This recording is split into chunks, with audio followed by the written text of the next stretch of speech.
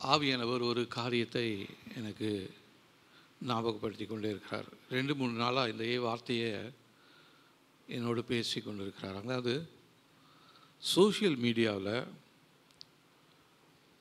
ரொம்ப அதிகமாக கலந்து கொண்டு அதை பார்த்து கொண்டு அதனாலே உங்களுடைய நேரத்தை செலவழித்து கொண்டிருக்கிறதான ஒரு சிலர் இந்த சபையில் இருக்கிறாங்க.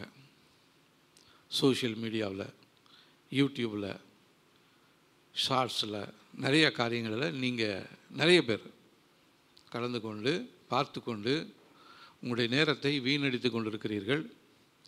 அதனால் உங்களுடைய பரிசுத்தத்திற்கு ஒரு கேடு ஒன்றை பிசாசு உருவாக்கி வைத்து கொண்டிருக்கிறான். அது பிசாசினாலே உருவாக்கப்பட்டதான ஒரு வலையாக இருக்கிறது. உங்களுக்கு எதிராக வெட்டி வைக்கப்பட்டிருக்கிற ஒரு குழியாக இருக்கிறது. உங்களுடைய கால்கள் சிக்கிக்கொள்ளும்படியாக விரித்து வைக்கப்பட்டிருக்கிற வலையாக இருக்கிறது. அதில் சிக்கி கொண்டிருக்கிறீங்க. அதிலிருந்து வெளியே வரும்படியாக ஆவியானவர் உங்களை எச்சரிக்கிறார். ஒருவேளை அதிலே நீங்கள் முழுகி போயிருந்தீங்கனாலும் என்னால் வெளியே வர முடியல, நான் வெளியே வரணும்னு யோசிக்கிறேன், ஆனால் முடியல அப்படின்னு நினைக்கிறீங்க. கர்த்தர் அதிலிருந்து உங்களுக்கு விடுதலை தர அவர் போதுமானவராக இருக்கிறார். ஹல்லேலூயா. ஆமாம், இந்த மாதத்தில் கர்த்தர் நமக்கு கொடுத்ததான அந்த வார்த்தை எதை குறித்து நாங்கள் பேசணும் என்று சொன்னால், எத்தனை பேர் அந்த முதல் தேதி காலை வேளையில் நீங்கள் அதை பார்த்தீங்கன்னு எனக்கு தெரியல. வேறு ஒரு செய்தியை தான் நான் எடுக்கணும்னு நினச்சேன். ஆனால் பேபி சொன்னால் நீங்கள் அதே செய்தியை நீங்கள் மறுபடியும் எடுங்க என்று சொல்லி, அதாவது இழந்து போனதை மறுபடியுமாய் பெற்றுக்கொள்ளும்படியாக இந்த மாதத்தில் தேவன் நமக்கு தயவு பண்ணுகிறார், டைம் கொடுக்குறார். எதெல்லாம் இழந்து போனீங்களோ கடந்த நாட்களில் உங்களுடைய மறுசீரமைப்பு, அதே வார்த்தையை தான் பிரவீனும் சொன்னான். மறுசீரமைப்பு. இழந்து போயிருக்கீங்க. அந்த காணாமல் போன ஒரு ஆட்டை தேடி இயேசுக்கு, அந்த நல்ல மேய்ப்பன் அவர் போனது போல இயேசு கிறிஸ்துவாகிய மேய்ப்பரும் நம்மை தேடி வந்திருக்கிறார். எத்தனையோ பேர் இருந்தாலும், உங்கள் குடும்பத்தில் நிறைய பேர் இருந்தாலும், உங்கள் ஒருத்தரை தேடி கர்த்தர் இந்த நாளிலே உங்களோடு பேசி கொண்டிருக்கிறார். அதை நீங்கள் உணர்ந்து கொள்ள வேண்டும். லூக்கா எழுதின சுவிசேஷம் 19ஆம் அதிகாரம்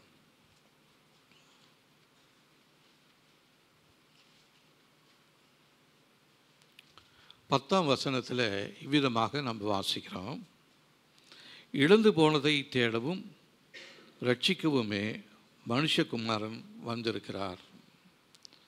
அந்த காணாமல் போன ஒரு ஆட்டை தேடி அந்த மெய்ப்பன் சென்றது போல உங்களை தேடி இந்த நாளிலே உங்களோடு பேசுகிறார். எத்தனையோ முறை நீங்கள் இந்த சத்தத்தை கேட்டிருக்கிறீங்க. ஆனால் அந்த சத்தத்தை நீங்கள் ஒரு எச்சரிப்பாக பெற்றுக்கொள்ளாமல் சாதாரணமான சத்தமாக நீங்கள் நினைத்து கொண்டு அதை தட்டி கொண்டே இருக்கிறீங்க. இதை குறித்து நான் அந்த முதல் தேதியில் சொன்னதான ஒரு வசனம் யோசுவாவின் புஸ்தகத்தில் 18ஆம் அதிகாரத்தில்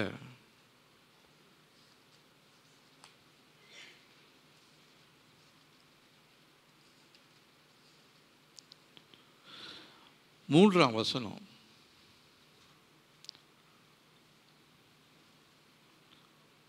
ஒன்றாம் வசனத்திலிருந்து வாசிக்கலாம். 18ஆம் அதிகாரம்.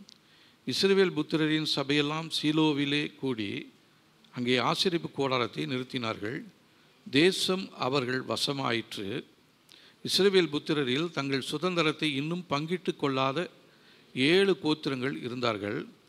ஆகையால் யோசுவா இஸ்ரவேல் புத்திரரை நோக்கி, உங்கள் பிதாக்களின் தேவனாகிய கர்த்தர் உங்களுக்கு கொடுத்த தேசத்தை சுதந்திரித்து கொள்ளப் போகிறதற்கு நீங்கள் எந்த மட்டும் அசதியாக இருப்பீர்கள் என்று சொல்லி யோசுவா அந்த அந்த அந்த தங்களுடைய சுதந்திரத்தை அடைய முடியாதபடிக்கு ரொம்ப அசதியாக இருக்கிறாங்க.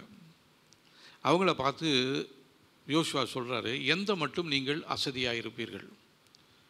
தேவன் எத்தனையோ முறை நம்மளோட பேசிகிட்டே இருக்கிறாரு.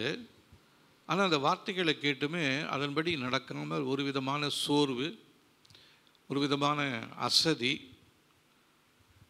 இது எல்லாமே நம்முடைய வாழ்க்கையில் ஒரு அசதியை கொடுத்துருக்கிறது.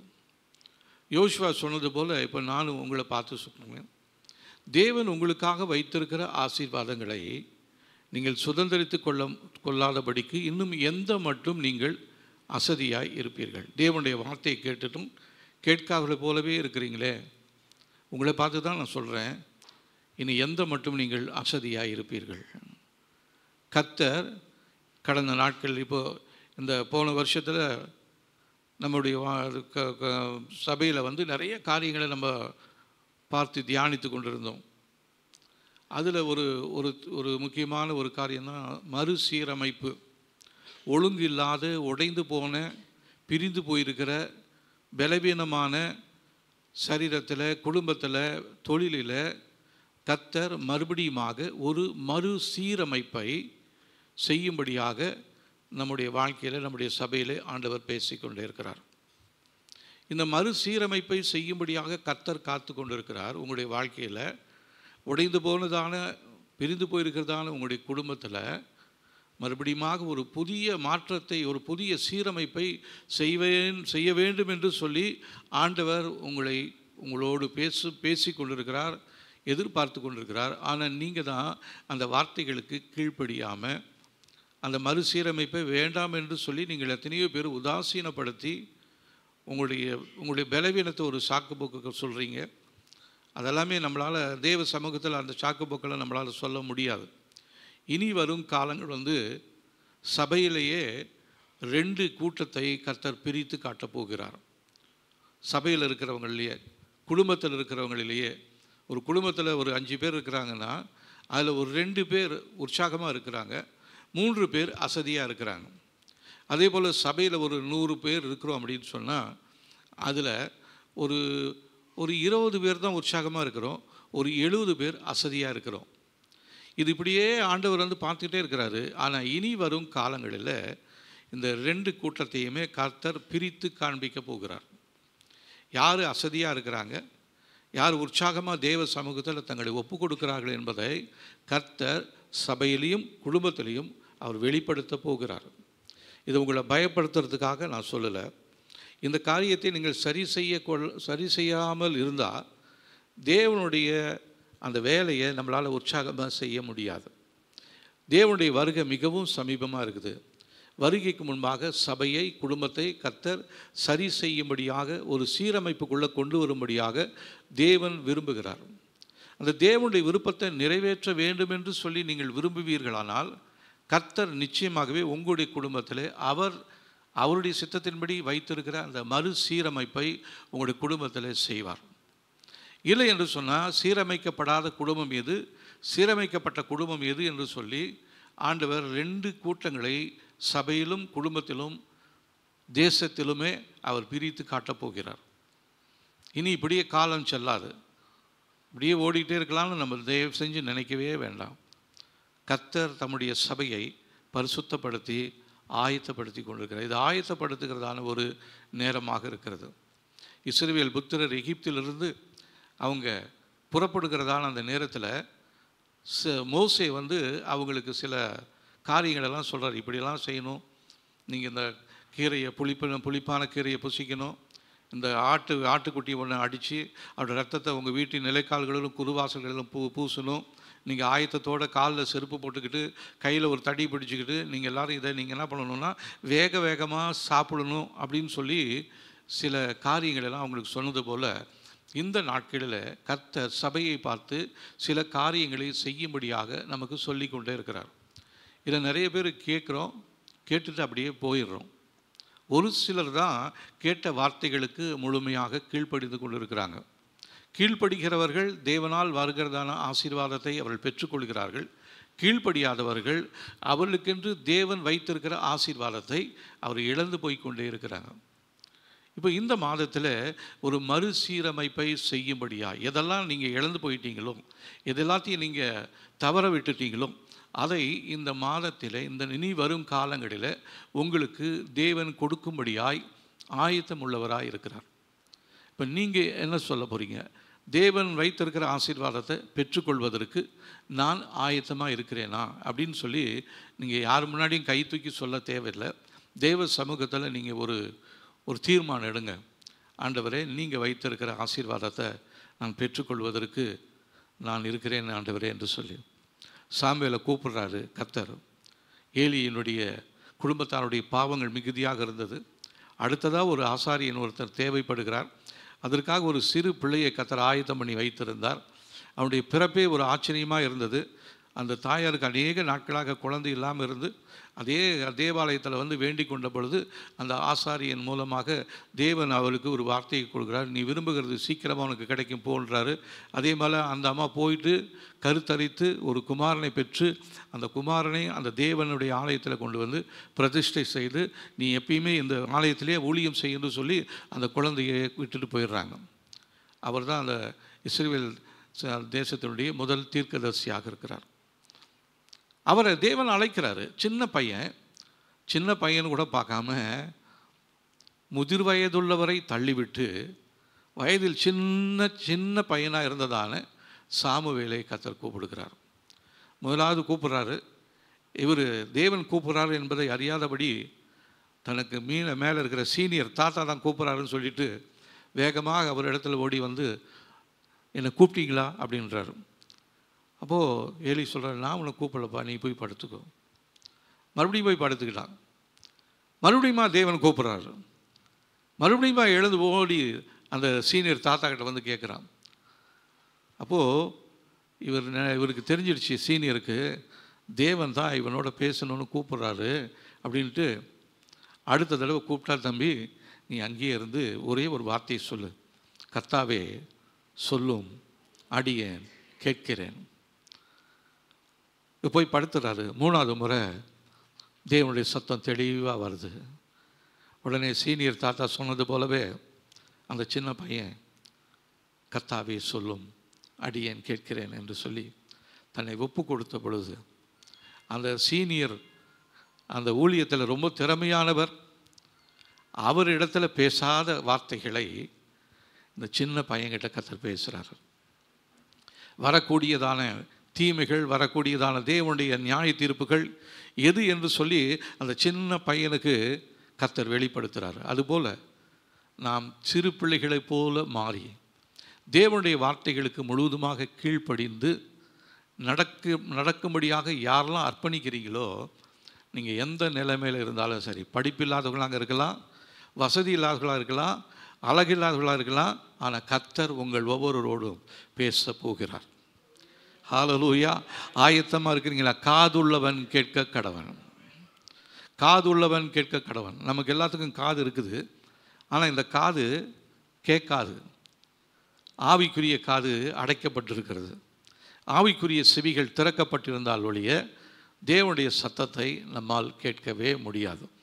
அதனால் நீங்கள் இப்போ வேறு எதுக்கு ஜெபம் பண்ணுறீங்களோ இல்லையோ, ஆண்டவரே என்னுடைய ஆவிக்குரிய காதை திறங்க ஆண்டவரேன்னு சொல்லி ஜெபம் பண்ணுங்க. நிச்சயமாக நம்ம எல்லாரோடையும் ஆண்டவர் பேசுவார். எல்லாரோடையும் பேசணுன்னு தான் அவரும் ஆயத்தமுள்ளவராக இருக்கிறாரு. ஆனால் தேவன் பேசுகிற வார்த்தைகளை கேட்க முடியாதபடிக்கு நம்முடைய ஆவிக்குரிய காதுகள் அடைக்கப்பட்டிருக்கிறது. அதனால தான் சபையில் எவ்வளோ வார்த்தைகளை, எத்தனையோ தீர்க்கதரிசன வார்த்தைகளை பேசிக்கொண்டு இருக்கிறார். இந்த நியூ இயரில் கூட கர்த்தர் எச்சரிப்பாக சொன்னார், நிறைய காரியங்களை சொன்னார். அதெல்லாத்தையும் நம்ம மறந்து போயிட்டோம். அந்த வார்த்தைகள் எல்லாத்தையும் என்ன சொன்னார்னு இப்போ கேட்டால் ஏதோ சொன்னார், ஏதோ 1-2 தெரியும், அவ்வளோதான். மற்றபடி நிறைய வார்த்தைகளை நம்ம மறந்து போயிடுறோம். அந்த வார்த்தைகளை நாங்கள் மறுபடியும் அவங்களுக்கு ஒரு பிரிண்ட் அவுட் எடுத்து உங்களுக்கு கொடுக்கணும்னு நான் நினைக்கிறேன். நீங்கள் ஒவ்வொரு நாளும் அந்த தேவனுடைய வார்த்தைகளை நீங்கள் மறுபடியும் வாசித்து அதன்படி நடக்க உங்களை அர்ப்பணிக்கும் பொழுது கர்த்தர் உங்களுக்கென்று பிரத்யேகமாக வைத்திருக்கிறதான எல்லா விதமான ஆசீர்வாதங்களையும் உங்களுடைய குடும்பத்திலும் உங்களுடைய தொழிலிலும் சந்ததியிலும் காணப்போகிறார். அதை காணாமல் நீங்களும் நானும் சாக போகிறதே இல்லை. ஹல்லேலூயா. அவர் சொன்ன வார்த்தைகள் 100க்கு 100 நம்முடைய வாழ்க்கையில் அது நிறைவேற போகிறது. ஹல்லேலூயா. இப்போது இந்த நாட்களிலுமே நீங்கள் இதுவரையிலும் உங்களுடைய செயல்களினாலும் உங்களுடைய சூழ்நிலைகளினாலும் ஆவிக்குரிய யுத்தத்தில் நீங்கள் சரியாக யுத்தம் செய்யாதபடியினாலும் நீங்கள் இழந்து போனதான அநேக ஆசீர்வாதங்கள் உண்டு. உங்களுக்கென்று கர்த்தர் வைத்திருக்கிற நன்மைகளை நீங்கள் இழந்து போயிருக்கிறீர்கள். அதுதான் என்னால் சொல்ல முடியும். நீங்கள் இழந்து போயிட்டீங்க. ஆனாலும் இந்த மாதத்தில் கர்த்தர் சொல்கிறாரு, நீ இழந்து போனதான அந்த மறுசீரமைப்புக்குரிய காரியத்தை நான் மறுபடியும் உன் வாழ்க்கையில் செய்யணும்னு நான் திட்டம் வைத்திருக்கிறேன்.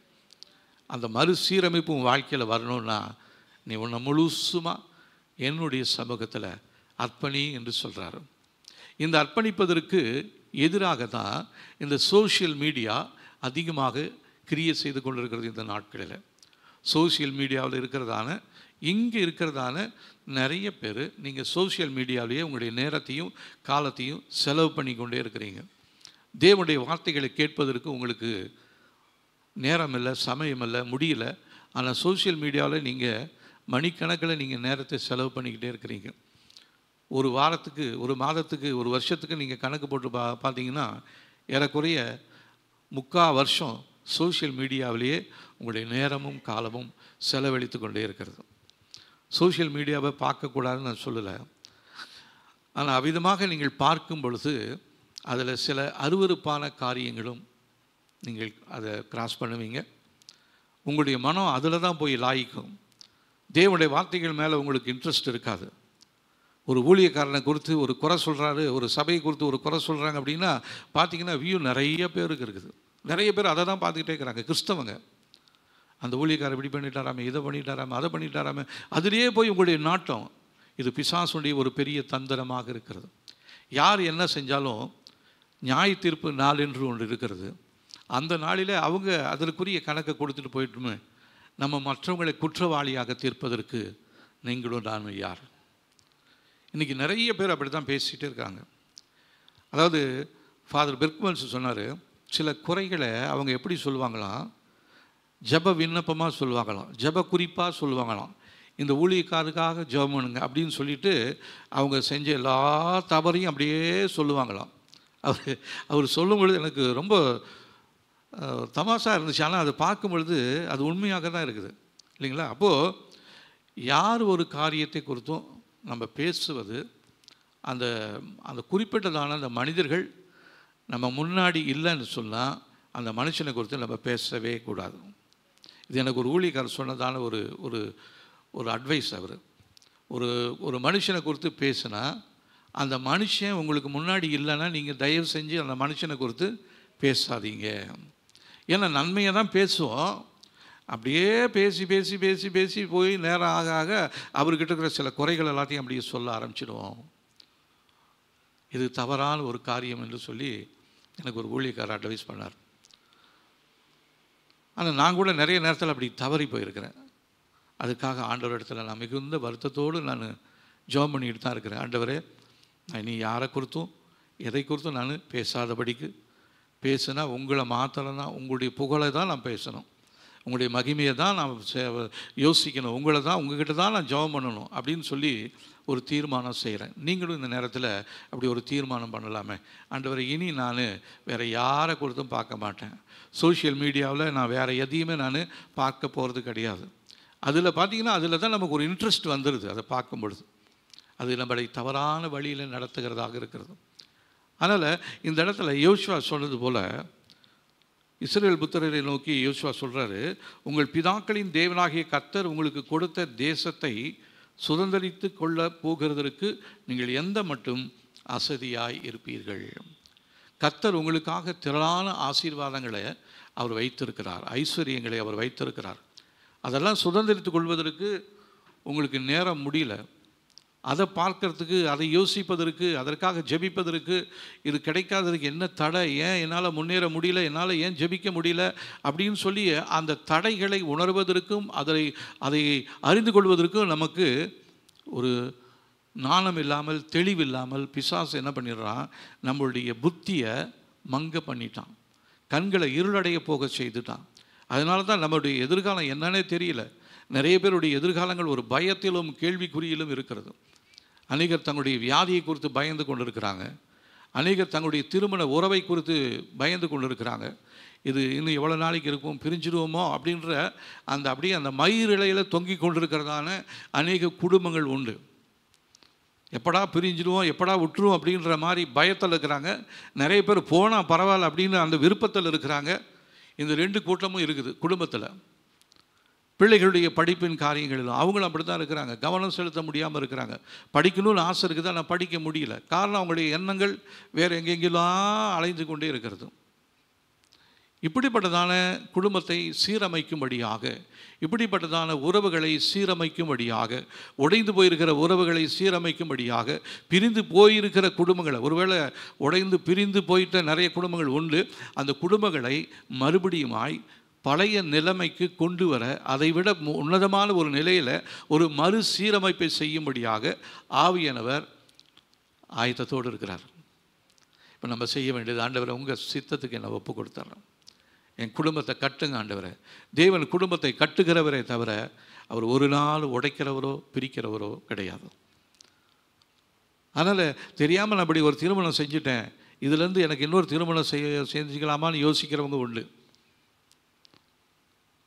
தேவன் ஒன்று செஞ்சார்னா அது கடைசி வரை நம்ம அதை தான் நிலைத்திருக்கணும். உங்களுக்கு ஏற்ற துணை என்று தான் கர்த்தர் உங்களுக்கு அதை கொடுத்துருக்கிறாரு. ஒருவேளை உங்களுக்கு ஏற்காத துணையாக இருக்கலாம், சரிப்பட்டு வராத துணையாக இருக்கலாம். கர்த்தருடைய பார்வையில் அதுதான் உங்களுக்கு ஏற்ற துணை. அந்த துணை இல்லாமல் இருந்ததுனால் நம்ம இன்னுமே சீரழிந்து போயிருப்போம். அதனால் தேவன் அந்த ஏற்ற துணை தருகிற நேரம் வரையிலும் நாம் அவசரப்படாமல் ஆத்திரப்படாமல் காத்திருக்க வேண்டியது மிகவும் அவசியமாக இருக்கிறது. குடும்பத்திலும் ஒரு சீரமைப்பை செய்ய தேவன் ஆயத்தம் உள்ளவராக இருக்கிறார். உங்களுடைய தொழிலில் ஒரு சீரமைப்பை செய்ய கர்த்தர் ஆயத்தம் உள்ளவராக இருக்கிறார். ஒருவேளை நீங்கள் பின்மாற்றத்துக்கு உள்ள போய் உடைந்து போய் இருப்பீர்களானால் உங்களுடைய யோசனை, இது இனி சரிப்பட்டு வரவே வராது, இது சரியே வராது, நரி முழுங்கின சேவல் கூவுமா அப்படின்ற மாதிரி இருக்கலாம். நரி முழுங்கின சேவல் கூவும். ஹல்லேலூயா. நீங்கள் எதெல்லாம் உங்கள் வாழ்க்கையில் உடைஞ்சு போயிருக்குதோ அந்த உடைஞ்சு போன காரியத்தை மறுபடியும் ஆண்டவர் சீரமைக்க அவர் ஆயத்தம் உள்ளவராக இருக்கிறார். நீங்கள் அதற்கு ஆயத்தம் உள்ளவர்களாக இருப்பீர்களானால் உங்களுடைய குடும்பத்தை மறுபடியுமாக இணைத்து உங்களுடைய திருமண உறவை புதுப்பிக்கும்படியாய் அவர் ஆயத்தம் உள்ளவராக இருக்கிறார். அதனால் தேவனுடைய சித்தத்திற்கு நாம் நம்மை முற்றிலுமாக அர்ப்பணிப்போம். இந்த இழந்து போனதான காரியங்கள் ஏன் இழந்து போயிடுச்சு அப்படின்னு சொன்னால் அதுக்கு ஒரு வசனத்தை நம்ம வாசிக்கலாம் பாருங்க. உபாகம புஸ்தகம் 30ஆம் அதிகாரம் 2ஆம் வசனத்திலிருந்து 5ஆம் வசனம் வரலும் வாசிக்கலாம். உபாகமம் 30ஆம் அதிகாரம் 2ஆம் வசனத்திலிருந்து 5ஆம் வசனம் வரலும் வாசிக்கலாம். உன் தேவனாகிய கர்த்தரிடத்துக்கே திரும்பி, இன்று நான் உனக்கு கற்பிக்கிறபடியெல்லாம் நீயும் உன் பிள்ளைகளும் உங்கள் முழு இருதயத்தோடும் உங்கள் முழு ஆத்மாவோடும் அவருடைய சத்தத்திற்கு செவி கொடுத்தால், உன் தேவனாகிய கர்த்தர் உன் சிறையிருப்பை திருப்பி உனக்கு இறங்கி, உன் தேவனாகிய கர்த்தர் உன்னை சிதறடித்த எல்லா ஜனங்களிடத்திலும் இருக்கிற உன்னை திரும்ப சேர்த்து கொள்ளுவார். உன்னுடையவர்கள் வானத்தின் கடையான திசை மட்டும் துரத்துண்டிருந்தாலும் உன் தேவனாகிய கர்த்தர் அங்கே இருக்கிற உன்னை கூட்டி அங்கே இருந்து உன்னை கொண்டு வந்து உன் பிதாக்கள் சுதந்திரித்திருந்த தேசத்தை நீ சுதந்திரிக்கும்படிக்கு உன் தேவனாகிய கர்த்தர் அதில் உன்னை சேர்த்து உனக்கு நன்மை செய்து உன் பிதாக்களை பார்க்கலும் உன்னை பெருக பண்ணுவார். இதுதான் இப்போ நம்முடைய வாழ்க்கையில் அவர் சீரமைக்க போகிறதான காரியங்கள். அதில் நம்ம வாசிக்கணும், கர்த்தரிடத்திலே நம்ம திருமணமா முழு இருதயத்தோடும் முழு ஆத்மாவோடும் அவருடைய சத்தத்திற்கு நம்ம செவி கொடுக்கணுமா. அப்போ என்ன பண்ணுவார் கர்த்தர்?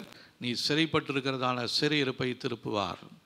அடிமைத்தனத்தில் சிறைப்பட்டிருக்கலாம், சோஷியல் மீடியாவில் சிறைப்பட்டிருக்கலாம், கோபத்துக்கு சிறைப்பட்டிருக்கலாம், நஷ்டத்துக்கு சிறைப்பட்டிருக்கலாம். ஆனாலும் கர்த்தர் சொல்கிறாரு, உன் சிறையிருப்பை திருப்பி உனக்கு இறங்கி உன் தேவனாகிய கர்த்தர் உன்னை சிதறடித்த எல்லா ஜனங்களிடத்திலும் இருக்கிற உன்னை திரும்ப சேர்த்து கொள்ளுவார். பிரிந்து போயிருக்கிற குடும்பத்தை மறுபடியும் இணைக்க அவரால் முடியும். இந்த வார்த்தையை அதிகமாக ஆண்டவர் மறுபடியும் சொல்கிறாரு. பிரிந்து போயிருக்கிறதான குடும்பத்தை மறுபடியுமாக இணைக்க அவர் சித்தமுள்ளவராக இருக்கிறார். ஹல்லேலூயா. ஒருவேளை நீங்கள் ஆண்டவர் அறியாத நாட்களில் நீங்கள் திருமணம் செய்திருக்கலாம். உங்களுடைய காரியங்கள், உங்களுடைய பிரச்சனைகள் எல்லாமே அவருக்கு தெரியும். அதனால் நீங்கள் பிரிந்து போயிருந்தாலும் உங்களுடைய பிரிந்து போயிருக்கிற குடும்பத்தை மறுபடியுமாக சீரமைக்க தேவன் போதுமானவராக இருக்கிறார். அடுத்தது, உன்னுடையவர்கள் வானத்தின் கடையான திசை மட்டும் துரத்துண்டிருந்தாலும் உன் தேவனாகிய கர்த்தர் அங்கே இருக்கிற உன்னை கூட்டி அங்கே இருந்து உன்னை கொண்டு வந்து, நீங்கள் எங்கே போயிருந்தாலும் சரி, பூமியின் கடைசி பரியந்தெல்லாம் நீங்கள் போயிருந்தாலும் சரி, அங்கேருந்து உங்களை கூட்டிகிட்டு கொண்டு வந்து பிதாக்கள் சுதந்திரித்திருக்கிற தேசத்தை நீ சுதந்திரிக்கும்படி உன் தேவனாகிய கர்த்தர் அதில் உன்னை சேர்த்து உனக்கு நன்மை செய்து உன் பிதாக்களை பார்க்கிலும் உன்னை பெருக பண்ணுவார். உன்னுடைய முற்பிதாக்கள் இருந்ததான அந்த வாழ்க்கை ரொம்ப சொகுசான வாழ்க்கை. என் குடும்பம் அப்படி இருந்துச்சு இப்படி இருந்துச்சு நீங்கள் எல்லாம் பெருமை அடிச்சிட்டு இருக்கிறீங்க. அதை விட பெருமையோடு இருக்கிற குடும்பமாக நம்முடைய குடும்பத்தை கர்த்தர் மாற்றப் போகிறார். இதுதான் இந்த நாட்களிலே கர்த்தர் நமக்கு செய்கிறதான வாக்குத்தத்த வார்த்தை. நம்ம யாருமே இது ஒருத்தரும் நம்ம இழந்து போயிடவே கூடாது. இழந்து போனதை சரி செய்யும்படியாக, சீர் செய்யும்படியாகவே இயேசு கிறிஸ்து இந்த பூமிக்கு வந்தார். ஒருவேளை உங்களுடைய சூழ்நிலைகளாக இருக்கலாம், இல்லைன்னா உங்களுடைய வாழ்க்கையில் காணப்பட்டுக்கிறதான சில பிரச்சனைகளாக இருக்கலாம், ஆவிக்குரிய யுத்தத்தில் நீங்கள் தோற்று போயிருக்கலாம், சரியான யுத்தம் எப்படி செய்கிறதுன்னு தெரியாமல் மாம்சத்தோடு இரத்தத்தோடு நீங்கள் யுத்தம் பண்ணி உங்களுடைய குடும்பம் பிரிந்து போயிருக்கலாம். ஆனால் கர்த்தர் சொல்கிறாரு, அது எங்கே பிரிந்து போயிருந்தாலும் சரி, எவ்வளோ தூரத்தில் இருந்தாலும் சரி, உன்னை மறந்து போயிருந்தாலும் சரி, உன்னை குறித்து அவங்களுக்கு ஞாபகப்படுத்தி உன் நண்டையில் நான் கொண்டு வந்து சேர்ப்பேன் என்று சொல்லி ஆவியானவர் சொல்லுகிறார். நம்முடைய காலங்கள் நேரங்கள் எல்லாம் கர்த்தருடைய கரத்தில் இருக்கிறது. அவர் நமக்கென்று பிரத்யேகமாக உருவாக்கி வைத்திருக்கிறதான இந்த குடும்பத்தை கர்த்தர் உங்களுடைய வாழ்க்கையில் மறுபடியுமாய் சீரமைத்து இழந்து போன எல்லா சந்தோஷத்தையும் சமாதானத்தையும் பெற்றுக்கொள்ள தேவன் உதவி செய்வார்.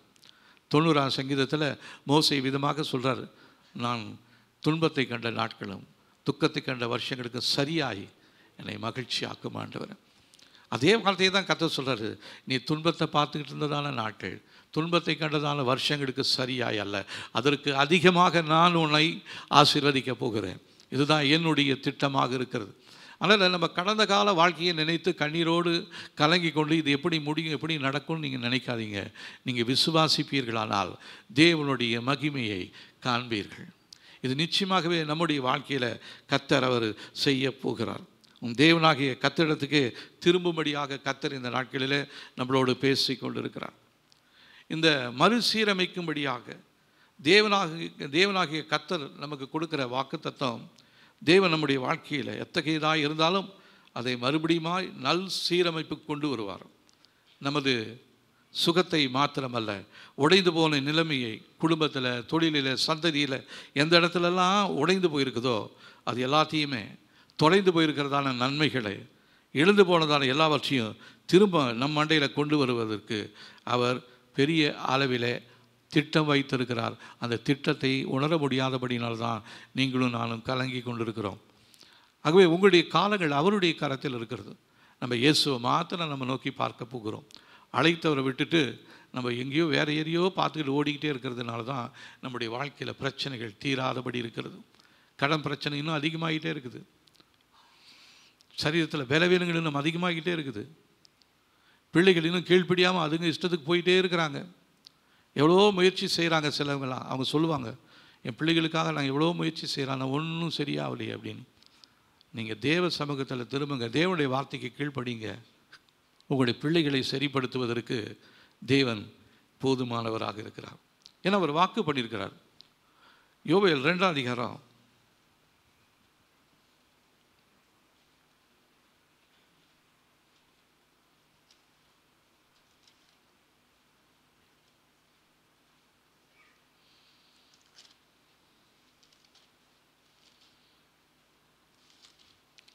25, 26 வசனங்களை வாசிக்கும் பொழுது, நான் உங்களிடத்தில் அனுப்பின என் பெரிய சேனையாகிய வெட்டுக்கிளிகளும் பச்சை கிளிகளும் முசுக்கட்டை பூச்சிகளும் பச்சை புழுக்களும் பட்சித்த வருஷங்களின் விளைவை உங்களுக்கு திரும்ப அளிப்பேன்.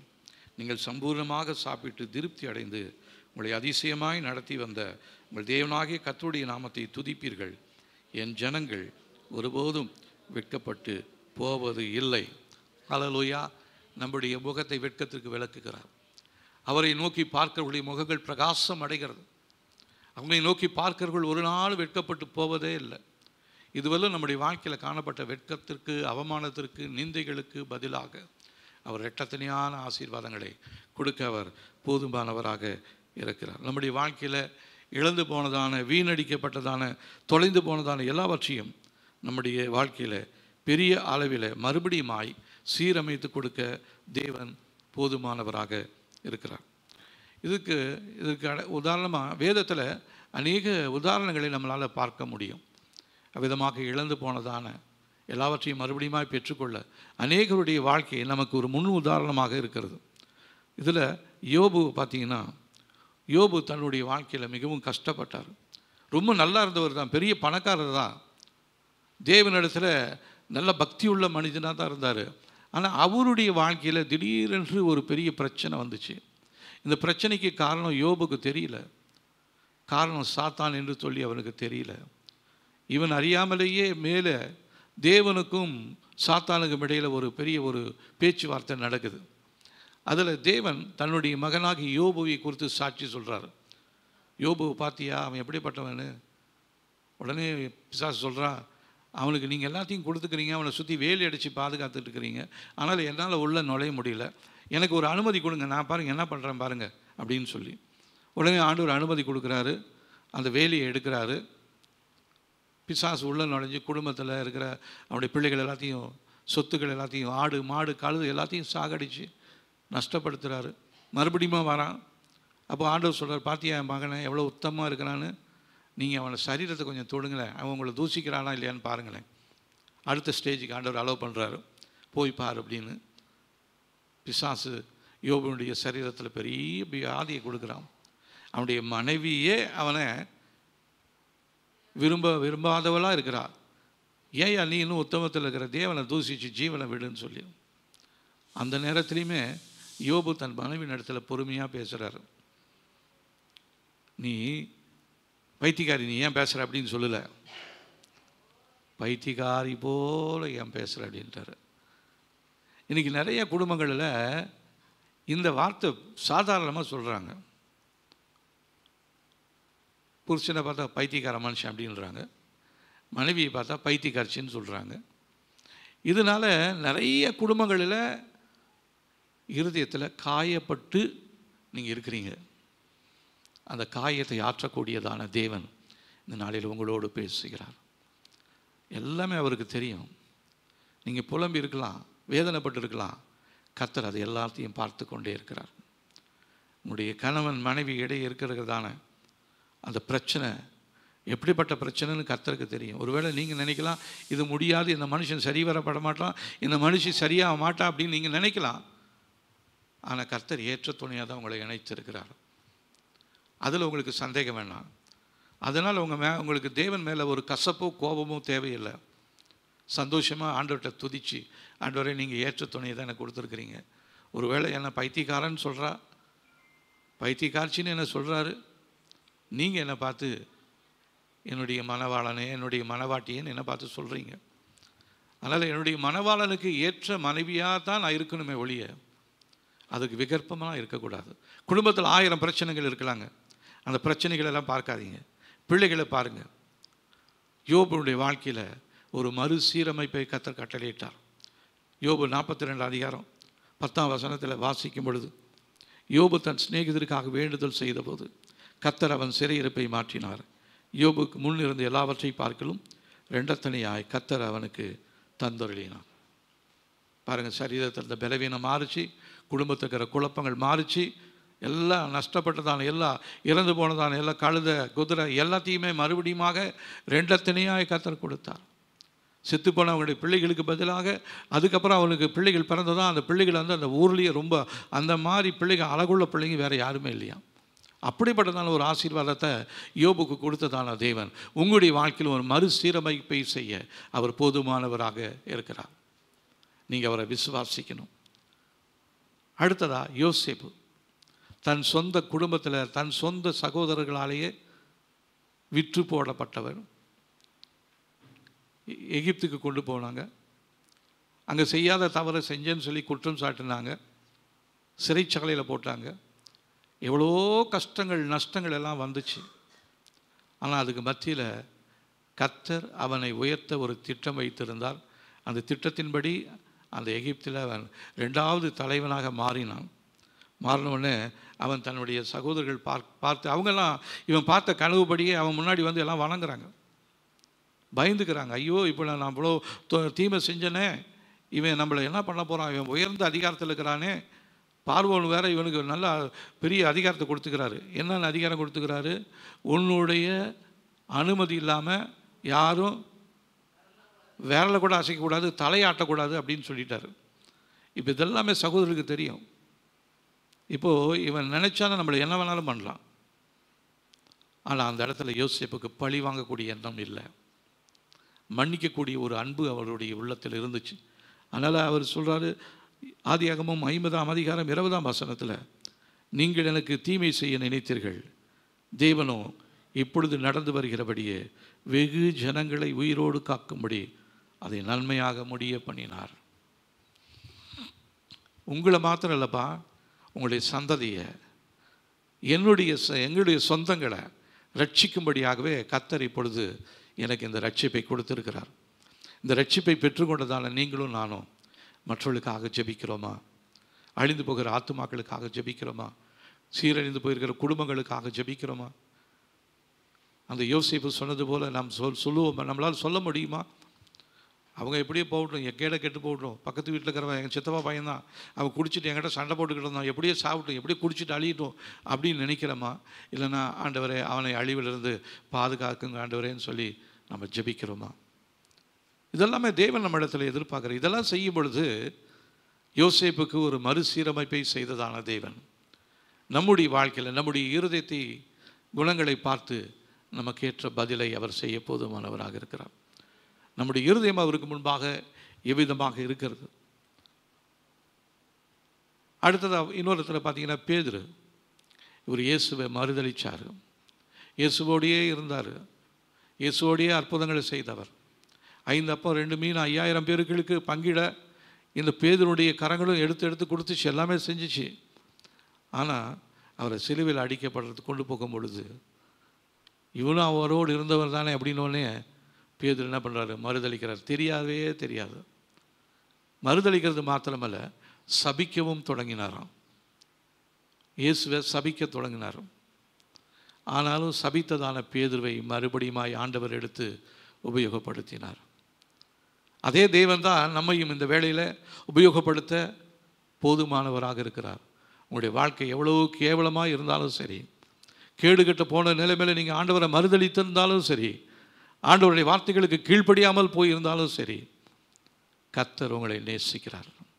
உங்கள் குடும்பத்தை மறுசீரமைப்பு செய்யும்படியாக தேவன் இந்த நாளில் உங்களோடு பேசி கொண்டிருக்கிறார்.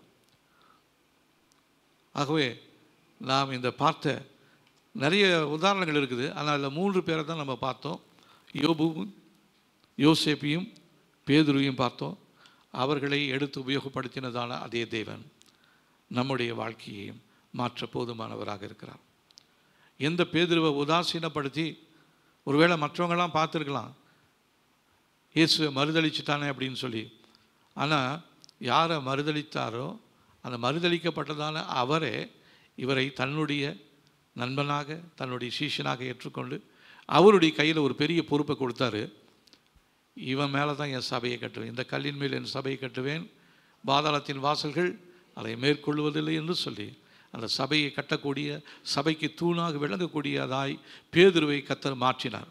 ஒருவேளை உங்களுடைய குடும்பத்தில் நீங்கள் ரொம்ப கேவலமாக எதற்கும் உதவாதவர்கள் என்று உங்களை ஒதுக்கலாம், உங்களை கேவலமாக பார்க்கலாம், உங்களை கேவலமாக பேசலாம்.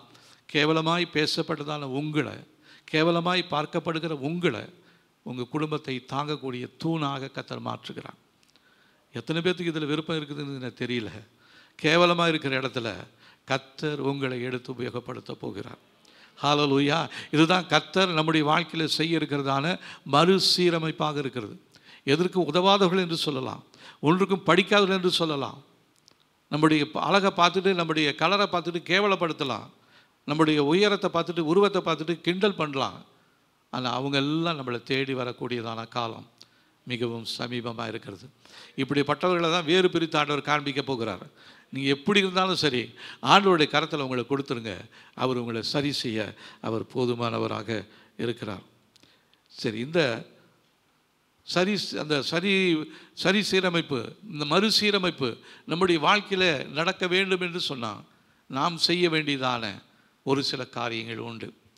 அது என்ன என்று சொன்னால், தேவனுடைய வழி நடத்துதலுக்கு நாம் ஒப்பு கொடுக்க வேண்டும், அதிகமாக ஜெபிக்கணும். தாவீது தன்னுடைய ஜனங்களையும் தன்னுடைய மனைவிகளையும் இழந்து சிக்லாக் என்றதான இடத்துல அவங்க ஒரு பாளையம் இறங்கி இருந்த பொழுது எதிரி நாட்டு படைகள், இவன் வேற ஒரு இடத்துக்கு பெலிஸ்தியர்களோட யுத்தம் பண்ணும்படியாக போயிருந்தான். எதிரிகள் அமலேக்கியர் அவர்கள் வந்து இவனுடைய மனைவிமார்களையும் பிள்ளைகள் எல்லாத்தையும் கடத்திக்கிட்டு போயிட்டாங்க. அந்த இடத்துல நம்ம வாசிக்கிறோம், இவருக்கு அழுகிறது கூட சக்தியே இல்லையா. ஏன் ஆண்டவரே அப்படின்னு சொல்லி கதறி அழுதாராம். கதறி அழுதுட்டு தன்னை தேவனுக்குள்ளே திடப்படுத்தி கொண்டு தேவ சமூகத்தில் அடுத்தது என்ன பண்ணுறதுன்னு போய் தேவ சமூகத்தில் கேட்குறாரு. நிறைய பேர் உடைந்து போன நிலையில் நம்மளால் ஜெபிக்க முடியாத நிலையில் இருக்கலாம். ஆனால் தாவீது நமக்கு ஒரு முன்மாதிரியாக இருக்கிறார். எல்லாத்தையும் இழந்து உடைந்து போன இடத்துல அவர் தேவனை நோக்கி ஜெபிக்கிறார். ஆண்டவரே, நான் போகலாமா, அந்த படையை பின்தொடரலாமா, நான் இழந்து போனது எல்லாத்தையும் பெற்றுக்கொள்ளலாமா? ஆண்டவர் சொல்ல, நீ போ, எல்லாத்தையும் நீ பெற்றுக்கொள்வேன் என்று சொல்லி அந்த தேவனுடைய வழி நடத்தியதின்படி ஜெபித்து அவர் போகும் பொழுது கர்த்தர் ஒரு பெரிய ரட்சிப்பை தாவீதுக்கு கொடுத்தார். அவன் இழந்து போன எல்லாவற்றையும் ஒன்று விடாமல் எல்லாவற்றையும் அவன் மறுபடியுமாக பெற்றுக்கொண்டான். அதே தேவன்தான். ஜெபம் தேவனுடைய தலையீட்டை நம்முடைய வாழ்க்கையில் செயல்பட செய்கிறது. நீங்கள் ஜெபிக்கணும், ஜெபிக்காமல் இருக்காதீங்க. சோர்ந்து போயிட்டீங்க, உங்களுக்கு நடந்ததான இழந்து போனதான அந்த காரியங்களை நினைத்தீங்க, நடுங்கி பயந்து கொண்டு இருக்கிறீங்க. அதனால் உங்களால் ஜெபிக்கவே முடியல. ஜெபிக்க வந்தால் துக்கம் தொண்டை அடைக்குது, வாயில் வார்த்தை வரமாட்டேன்னுது, இயேசுவேன்னு சொல்ல முடியல. ஏன்னா உங்களுடைய துக்கம் அவ்வளோ பெரிதாக இருக்கிறது. ஆனால் அதுக்கு மத்தியில், உங்களுடைய துக்கத்திற்கு மத்தியில் நீங்கள் இயேசுவே என்று சொல்லி நீங்கள் கூப்பிடும் பொழுது கர்த்தர் உங்களுடைய ஜெபத்தை கேட்டு உங்களுக்கு வழி திறப்பார். அடைக்கப்பட்டிருக்கிற கதவுகளை திறப்பார். இழந்து போன எல்லாவற்றையும் நீங்கள் மறுபடியும் பெற்றுக்கொள்ள கர்த்தர் உதவி செய்வார். அடுத்ததாக நம்முடைய ஜெபத்தில் நமக்கு தேவை தாழ்மையும் மனம் திரும்புதலும் மிகவும் அவசியமாக இருக்கிறது. பெருமை உள்ளவர்களுக்கு தேவன் எதிர்த்து நிற்கிறார். பிரச்சனை நேரத்தில் நம்ம தாழ்மைப்படுத்துவோம். 2 நாளாகமும் 7ஆம் அதிகாரம் 14ஆம் வசனத்தில் நம்ம வாசிக்கிறோம், என் நாமம் தரிக்கப்பட்ட என் ஜனங்கள் தங்களை தாழ்த்தி ஜெபம் பண்ணி என் முகத்தை தேடி தங்கள் பொல்லாத வழிகளை விட்டு திரும்பினால் அப்பொழுது பரலோகத்தில் இருக்கிற நான் கேட்டு அவள் பாவத்தை மன்னித்து அவள் தேசத்திற்கு க்ஷேமத்தை கொடுப்பேன். அதனால் தாழ்மைப்படுத்தி தேவ சமூகத்தில் நாம் ஜெபிப்போம். நமக்குள்ளே இருக்கிறதான எல்லா முரட்டாட்டங்களையும் பெருமைக்குரிய காரியங்களும் நாம் தேவ சமூகத்தில் அறிக்கை செய்து அவைகளெல்லாம் விட்டுவிட்டு நம்முடைய ஆவி ஆத்மா சரீரத்தை தேவ சமூகத்தில் தாழ்மைப்படுத்தி நாம் ஜெபிக்கும் பொழுது கர்த்தர் நம்முடைய குடும்பத்திற்கு, நம்முடைய சபைக்கு, நம்முடைய தேசத்திற்கு க்ஷேமத்தை கொடுப்பார், மறுசீரமைப்பை செய்ய போகிறார். அடுத்ததாக தேவனுடைய நேரத்திற்காக காத்திருக்கணும். அது ரொம்ப மிகவும் முக்கியம். நமக்கு உடனே நடந்துட்டால் நல்லதுன்னு நினைப்போம். ஆனால் தேவன் அதற்கென்று ஒரு பிரத்யேகமான ஒரு நேரத்தை வைத்திருக்கிறார். ஒருவேளை இழந்து போயிருக்கலாம், உடைந்து போயிருக்கலாம். உங்கள் குடும்பத்தை சரி செய்வது இப்பயே சரி செய்யணும்னு நீங்கள் நினைக்கலாம். தேவன் அதற்கென்று பிரத்யேகமான ஒரு நேரத்தை வைத்திருக்கிறார். அதனால் தேவனுடைய திட்டத்திற்கும் தேவனுடைய நேரத்திற்கு நீங்கள் உங்களை அர்ப்பணிங்க. ஆண்டவர், உங்கள் நேரத்தின்படி என் வாழ்க்கையில் இது எல்லாத்தையும் செய்யுங்க என்று சொல்லி நம்ம செயல்படுவோம். விசுவாசத்தோடு காத்திருப்போம். நம்முடைய வாழ்க்கையில் சீரமைப்பு ஒரு விரிவாக்கம் செய்ய போகிறார். சீரமைப்பு செய்யும் பொழுது நீங்கள் ஏற்கனவே இருந்த இடத்துலேருந்து அதே இடத்துல உங்களை வச்சு ஆசீர்வதிக்கிறவல்ல, உங்களை அதை விட இன்னும் பெரிதான ஒரு எல்லை உங்களுக்குள்ள ஒரு விஸ்தாரமாக உண்டாக்கி உங்களுடைய வீட்டை பெருசாக்கி உங்களுடைய எல்லைகளை பெருசாக்கி உங்களுடைய சம்பளத்தை அதிகமாக்கி உங்களை ஒரு விரிவாக்கம் செய்ய போகிறார். ஹல்லேலூயா. ஆமாம், ஏசாயா தீர்க்கதரிசன புஸ்தகம் 61ஆம் அதிகாரம் 7ஆம் வசனத்தில் சீரமைப்பு நாம் இழந்து போனதை மட்டுமல்ல, அதனில் ஒரு பெரிய விரிவாக்கத்தையும் ஆசீர்வாதத்தையும் நாம் பெற்றுக்கொள்ளப் போகிறோம். ஏசாயா தீர்க்கதரிசன புஸ்தகத்தில் உங்கள் வெட்கத்திற்கு பதிலாக இரட்டத்தினியாய் பலன் வரும், லட்சிக்கு பதிலாக தங்கள் பாகத்தில் சந்தோஷப்படுவார்கள், அது நிமித்தம் தங்கள் தேசத்தில் இரட்டிப்பான சுதந்திரம் அடைவார்கள், நித்திய மகிழ்ச்சி அவர்களுக்கு உண்டாகும். அதனால் உங்களுடைய எல்லைகளில் ஒரு பெரிய எக்ஸ்டென்ஷனை கர்த்தர் கொடுக்க போகிறார். நீங்கள் ஒரு குறுகலான ஒரு இடத்துல நீங்கள் இது போதும் நீங்கள் நினைக்கிறீங்க. ஆனால் சொல்கிற நான் ஆசீர்வதிக்கிற ஆசீர்வாதத்துக்கு இந்த இடம் பத்தாதப்பா, இதை ஒரு பெரிய ஒரு எக்ஸ்டென்ஷனாக நான் கொடுக்குறேன். ஏன் நேரத்துக்கு, ஏன் விருப்பத்துக்கு நீ ஒப்பு கொடுத்துரு. உன்னை நான் இன்னும் பெருசாக விரும்பாக்க போகிறேன். இந்த தேசத்துக்கு நான் உன்னை முன்மாதிரியாக வைக்க போகிறேன். இந்த பட்டணத்திலே நான் உன்னை உயர்ந்த இடத்துல நான் வைக்க போகிறேன். உன் குடும்பத்தில் நான் உயர்ந்த இடத்துல நான் உன்னை வைக்க போகிறேன். நீ அந்த குறுகலான வட்டத்துக்குள்ளே இருக்கணும்னு நீ நினைக்கிற, அதை விட நான் பெரிய இடத்தை நான் உனக்கு தரேன்னு சொல்கிறார். ஹல்லேலூயா. இதுதான் மறுசீரமைப்பின் காலத்தில் நமக்கு வரக்கூடியதான நன்மைகளாக இருக்கிறது. ஒருவேளை உங்களுடைய குடும்பம் சின்ன குடும்பமாக இருக்கலாம். கர்த்தர் அதை பரவி போகிற ஆறுகளைப் போல அந்த குடும்பத்தை மாற்றப் போகிறார். உங்களுடைய பிஸ்னஸ் ரொம்ப சின்ன பிஸ்னஸாக இருக்கலாம். கர்த்தர் அதை பெரிதாக மாற்றப் போகிறார். இதுதான் இந்த மறுசீரமைப்பில் கர்த்தர் உங்களுடைய வாழ்க்கையில், உங்களுடைய குடும்பத்தில், தொழிலில் அவர் செய்யும்படியாக திட்டம் வைத்திருக்கிறார். நீங்கள் இதே போதும்னு நீங்கள் சொன்னீங்கன்னா அது போதும், அப்படியே நின்றுடும். ஆனால் நீங்கள் சொல்லணும், ஆண்டவரே இது ஒரு பேராசையினால் இல்லை, தேவனுடைய வார்த்தையின்படி சித்தத்தின்படி நம்ம கேட்கும் பொழுது நிச்சயமாகவே நம்முடைய எல்லைகளை விரிவாக்க போகிறார். ஹல்லேலூயா. அதனால் நாம் தேவ சமூகத்தில், நாம் தேவ கரத்தில் ஒப்பு கொடுக்க போகிறோம். இதற்கு நமக்கு தேவையான காரியங்கள் என்னென்னா, தேவனுடைய ஆளுகையை நம்புவோம். அவர் தான் எனக்கு எல்லாமே, அவருக்கு எல்லா அதிகாரமும் இருக்குது, அவரால் எல்லாம் செய்ய முடியும் அப்படின்னு சொல்லி தேவனுடைய ஆளுகையை நீங்கள் நம்பணும். அடுத்ததாக தேவனுடைய சித்தத்தின்படி நம்ம இருக்கணும். எங்கே போனாலும், எதை செஞ்சாலும், எதை பேசினாலும் தேவனுடைய சித்தத்தின்படி நம்ம பேசும் பொழுது, நடக்கும் பொழுது நம்முடைய சீரமைப்பு எந்த விதமான தடையும் இல்லாமல் அது நடக்க போதுமானதாக இருக்கிறது. எரேமியா 29:11 நீங்கள் எதிர்பார்த்திருக்கும் முடிவை உங்களுக்கு கொடுக்கும்படிக்கு நான் உங்கள் பேரில் நினைத்திருக்கிற நினைவுகளை அறிவேன் என்று கர்த்தர் சொல்லுகிறார். அவைகள் தீமைக்கல்ல, சமாதானத்துக்கு ஏதுவான நினைவுகளே. சங்கீதத்தில் தாவீது சொல்கிறாரு, நானும் சிறுமியும் எளிமையுமானவன், கர்த்தரோ என் நினைவாகவே இருக்கிறாராம். ஏன் நினைவில், அவர் நினைவில் என்ன வச்சிருக்கிறாருன்னா, தீமையான எண்ணங்கள் அல்ல, நன்மைக்கு ஏதுவான நினைவுகளினாலேயே நம்ம மேலே வைத்திருக்கிறார். அதன்படி தான் அவர் நடத்துகிறார். ஆனால் அவசரப்பட்டு நம்மளாம் நிறைய நேரத்தில் நம்மளாம் ஒரு முடிவெடுத்து நம்மளாம் டிசைன் பண்ணி செய்ததுனால தான் நம்முடைய வாழ்க்கை இப்படி குறுகிய வட்டத்துக்குள்ளே அடங்கி இருக்கிறது. குறுகிய வட்டத்திற்குள்ளே இருப்பதற்காக தேவன் உங்களை தெரிந்து கொள்ளலை. உங்களை வனாந்தரத்தில் வனாந்தரத்திலேயே நடத்தி போவதற்காக தேவன் சித்தம் வைக்கல. வனாந்தரத்தில் ஆறுகளை, அவாந்தர வெளியில் ஆறுகளை உண்டாக்கி உங்களை செழிப்புள்ள தேசமாய் ஏதேன் தோட்டத்தை போல உங்களுடைய குடும்பத்தை கர்த்தர் மாற்றப் போகிறார். இதுதான் கர்த்தர் இந்த நாட்களில் உங்களுக்காக பிரத்யேகமாக வைத்திருக்கிறதான ஒரு திட்டமாக இருக்கிறது. இப்போ இந்த திட்டம் நிறைவேற வேண்டும் என்று சொன்னால் நாம் தேவ சமூகத்தில் நம்மை முற்றிலுமாய் நாம் அர்ப்பணிக்க போகிறோம். கர்த்தர் நல்லவர், சீக்கிரமாக வரப்போகிறார். அவருடைய வருகைக்காக ஆயத்தப்படுவோம். தேவன் நமக்கு உணர்த்தினதான காரியங்களை நாம் சரி செய்து கொள்ள தேவ கரத்தில், தேவ சமூகத்தில் நாம் அர்ப்பணிப்போம். நாம் யாவரும் எழுந்து நின்று இந்த ஜெபத்தை நாம் செய்ய போகிறோம். ஹல்லேலூயா. ஸ்தோத்திரம் ஆண்டவரே, நன்றி ஆண்டவரே. அவருடைய வாக்கு தத்தங்கள் எல்லாம் ஆம் என்றும் ஆமேன் என்றும் இருக்கிறது. அதற்காக நாம் நன்றி சொல்லலாமா? ஆண்டவரே, உம்முடைய வாக்கு தத்தங்களுக்காக நன்றி ஆண்டவரே.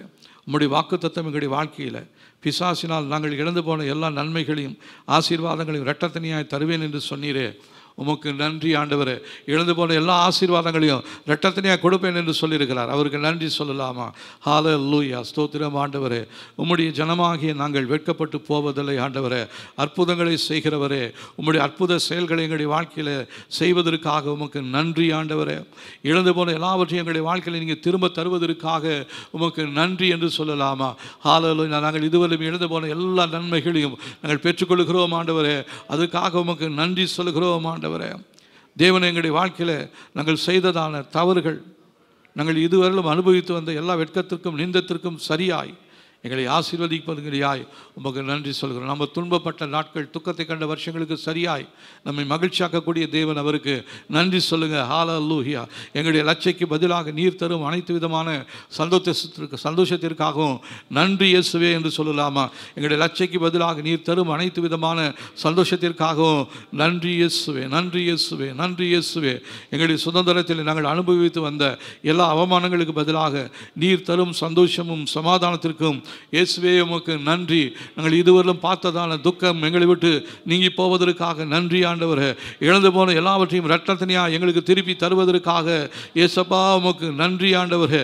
எங்களுடைய சுகத்தை பலனை நாங்கள் மறுபடியும் பெற்றுக்கொள்ளும்படியாய் உதவி செய்கிறவரே உமக்கு நன்றி நன்றி நன்றி. எங்களுடைய காயங்களை நீர் ஆற்றுவதற்காக உமக்கு நன்றி ஆண்டவரே. இருதயத்தின் காயங்களை அவர் ஆற்றுகிறார். இயேசுவின் நாமத்தினாலே காயங்களை நீர் ஆற்றுவதற்காக உமக்கு நன்றி பரிசுத்தாவியானவரே.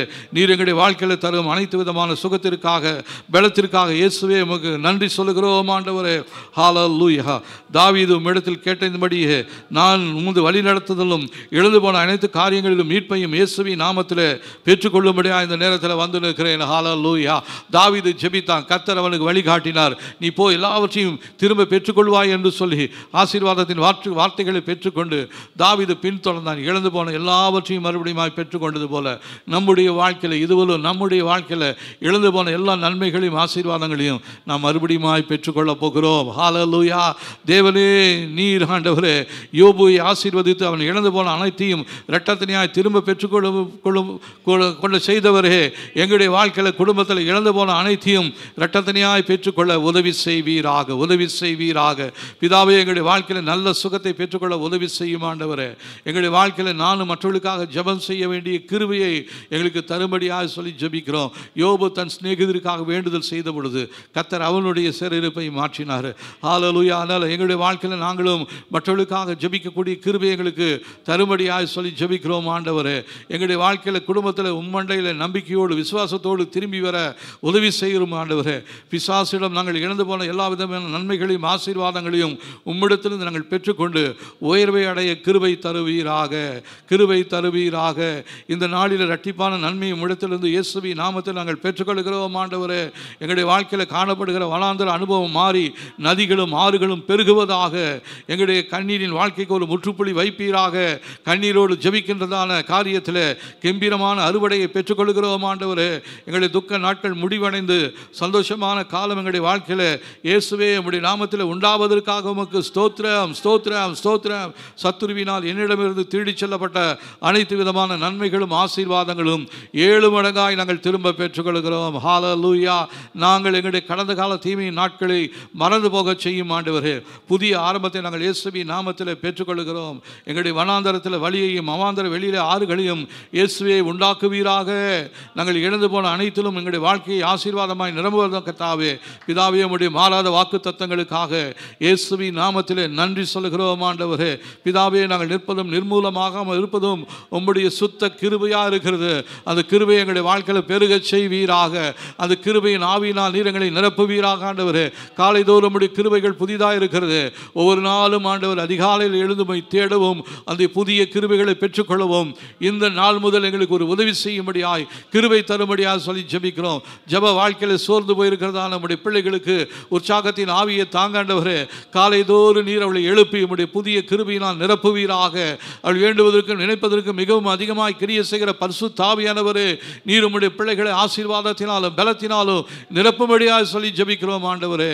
இந்த நாட்களிலே மறுசீரமைப்பை நாங்கள் இழந்து போனதான எல்லா மறுசீரமைப்பையும் மறுபடியும் பெற்றுக்கொள்ளும்படியாக வந்து நிற்கிறோம். எங்களுடைய குடும்பத்தில், தொழிலிலே, எல்லையிலே, சந்ததியிலே நாங்கள் இழந்து போன எல்லா ஆசீர்வாதங்களையும் மறுசீரமைத்து ஆண்டவரே, நீர் எங்களை உயர்த்துகிறதற்கு போதுமானவராயிருப்பதற்காக நன்றி. நீர் எங்களுடைய தலையை உயர்த்தி நிறுத்துவதற்காக நன்றி ஆண்டவரே. தொடர்ந்து ஆண்டவரே அந்த கிருபையிலே நிலைத்திருக்க கர்த்தர் உதவி செய்யுங்க. இதன் மூலமாய் வருகிற எல்லா மகிமையும் இயேசு ராஜா ஒருவருக்கே நாங்கள் செலுத்துகிறோம். இயேசுவின் நாமத்தில் ஜெபிக்கிறோம் நல்ல பிதாவே. ஆமேன், ஆமேன். நம்முடைய கர்த்தராகிய இயேசு கிறிஸ்துவின் கிருபையும் பிதாவாகிய தேவனுடைய அன்பும் அவருடைய காவலும் ஐக்கியமும் இன்றும் என்றும் சதா காலங்களிலும் நம் அனைவரோடும் இருப்பதாக. Amen, amen. Praise the lord. கர்த்தர் நம்மை ஆசீர்வதிப்பாராக. ஸ்தோத்திரம்.